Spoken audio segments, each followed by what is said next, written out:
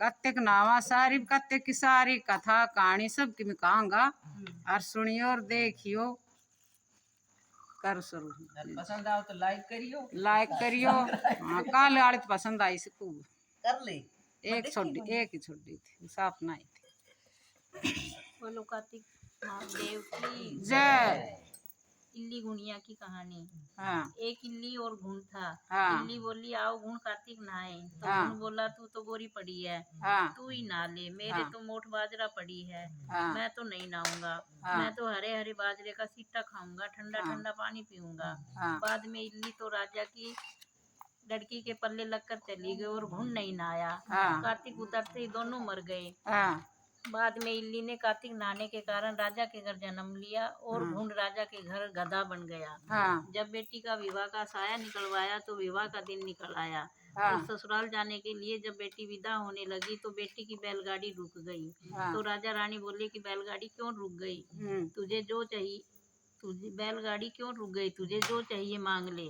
तब लड़की बोली कि यह गधा मुझे चाहिए। तो वह बोले कि ये क्या मांगा, यह मत मांग, तुझे धन दौलत जो कुछ चाहिए वो मांग ले। परंतु वह नहीं मानी और कहा मुझे तो यही गधा चाहिए। तो वह गधा रथ के साथ बांध दिया। जब साथ बांध दिया तो वह फुदक फुदक कर भागने लगा। तब लड़की महल में जाने लगी तो उसे सीढ़ी के नीचे बांध दिया। जब सीढ़ी उतरने लगी तो गधे ने कहा कि ये सुंदरी, ए लड़की थोड़ा पानी पिला दे। तब उसने कहा कि मैंने पहले कहा था कि यार नहा ले, तब तू नहीं नहाया, कि मैं तो मोठ बाजरा खाऊंगा, ठंडा ठंडा पानी पीऊंगा। तो आपस की यह बात देवरानी जेठानी ने सुन ली और देख लिया उनको। तो देवर को सिखा दिया कि तू क्या जादूगरनी पकड़ के लाया है, ये तो जानवर से बात कर रही है। तो वह बोला कानों सुनी नहीं मानता, आंखों से देख कर मानूंगा। दूसरे दिन वह छुप कर बैठ गया और देखा कि रानी महल से नीचे उतरी तो गधा फिर वही बात बोला। तो रानी ने भी जवाब दिया। तब वह तलवार निकाल कर खड़ा हो गया और बोला कि तू जानवर से क्यों बात कर रही है, तू बात बता दे नहीं तो तलवार से तेरी गर्दन उतार दूंगा। तब रानी ने कहा कि औरत का भेद मत खुलवाओ। राजा ने कहा कि मैं तेरा पूरा भेद खुलवाऊंगा। तब रानी ने कहा कि पिछले जन्म में मैं तो इल्ली थी और ये घुन था।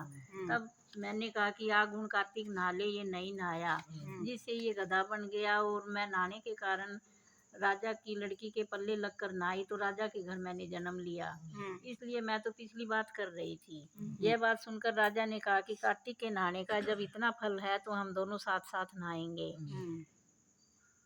जोड़े से नहाएंगे और बहुत दान पुण्य करेंगे, जिससे आगे हमें और ज्यादा सुख मिलेगा। दोनों जने कार्तिक नहाने लगे तो राजा के घर में बहुत धन संपत्ति हो गई। हे कार्तिक महाराज, जैसा इल्ली को सुख दिया वैसा सबको देना, कहता सुनता मुकारा भरते को, और जैसा गुण को दिया वैसा किसी को भी मत देना। बोलो विष्णु भगवान की पूरी करिए, पूरी तो प्रमाण चढ़ी हमारी कहानी स्वीकार करिए।